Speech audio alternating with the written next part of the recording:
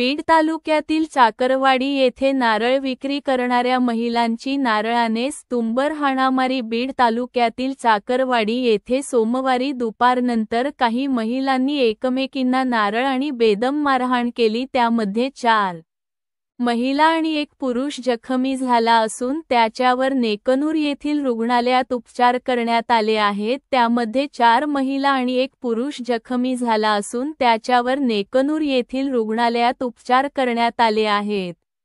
मारहाणीचा व्हिडिओ समोर आला असून या प्रकरणी नेकनूर पोलीस स्टेशनमध्ये उर्मिला आणवणे आणि वृद्धावणी जाधव यांच्या फिर्यादीवरून एकमेकांच्या विरोधात एकूण 8 आरोपींच्या विरुद्ध गुन्हा दाखल करण्यात आला आहे।